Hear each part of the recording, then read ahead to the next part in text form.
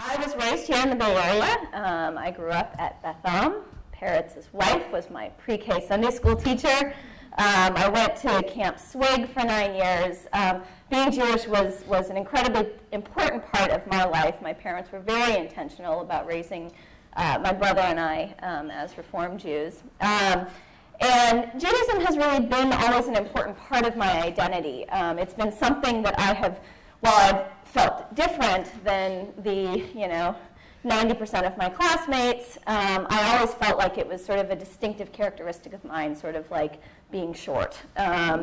So it's been an important part of my life. And when Andy and I met when I was 22, before there was any romantic interest at all, we were theoretically, briefly, for a short time, professionals, and had dinner together just as for work, and I popped out with, well, I have no problem marrying somebody who's not Jewish as long as my children are Jewish.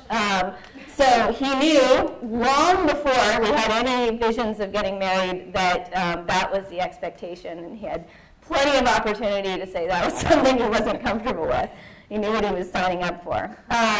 That said, making that choice was not really something that we could ever act on until we had children. And so in many ways, the Jewish aspect of our relationship, the interfaith the aspect of it, really did not come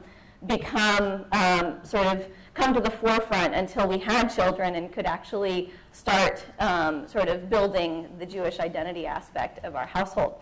With that said, I'm going to turn it over to Andy to talk about the Chinese aspect of our household. Right.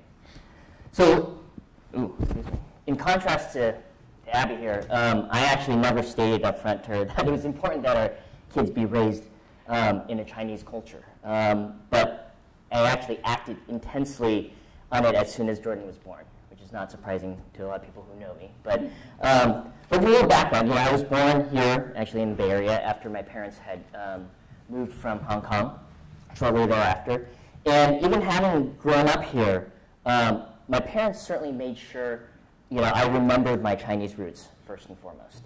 And that's probably why my expectations to Abby just wasn't really clear from the start, because they never really had a defined plan in raising me Chinese. I mean, it just was, right? So even though I was born here, I actually only spoke Mandarin until I was about 4, which is right when I started going into preschool.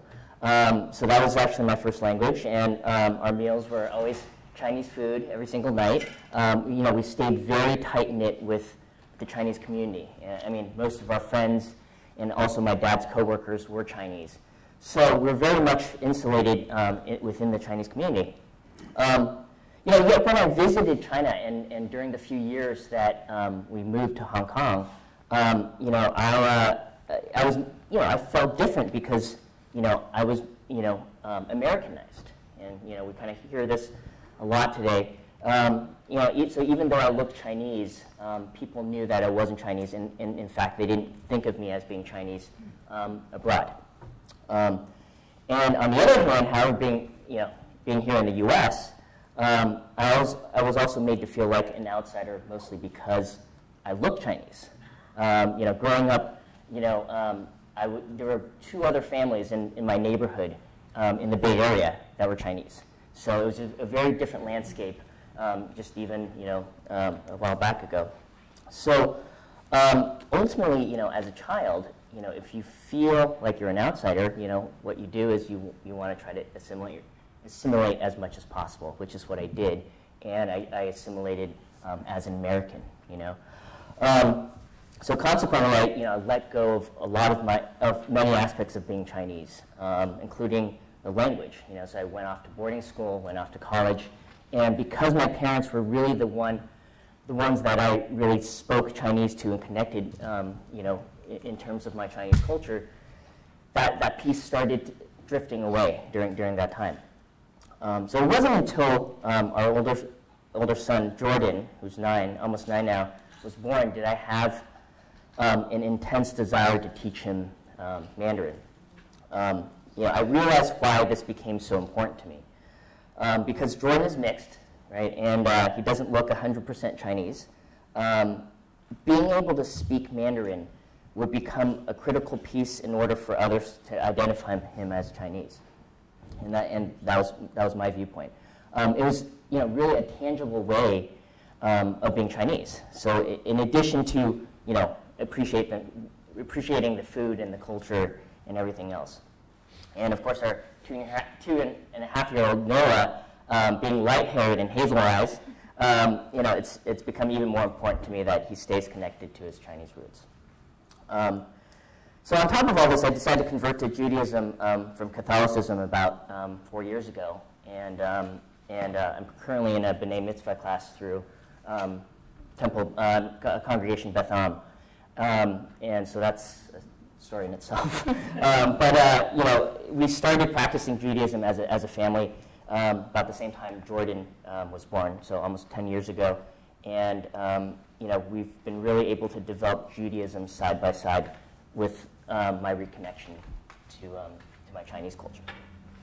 Yeah, so I think just to kind of wrap up for us what this journey has been like, and I have to say actually the experience of preparing for this has been a journey in and of itself, because it really made us consider what is our family culture and what has that meant to us. I think what we've realized is that one of the fears often in interfaith or intercultural families is that there is going to be a dilution of the culture. The culture will become diluted.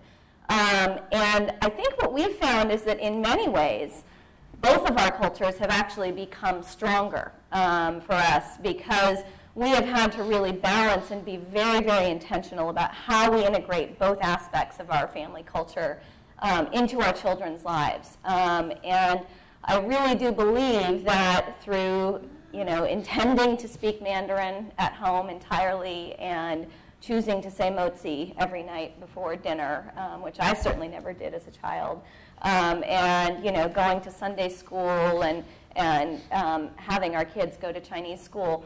By doing all of those things, that has really, I think, reiterated and strengthened our children's cultural identity. If you were to ask them, are you Chinese or Jewish, it would be a ludicrous question, because they really, truly are both. They are those things are really married inside of them. That's it. Thank you.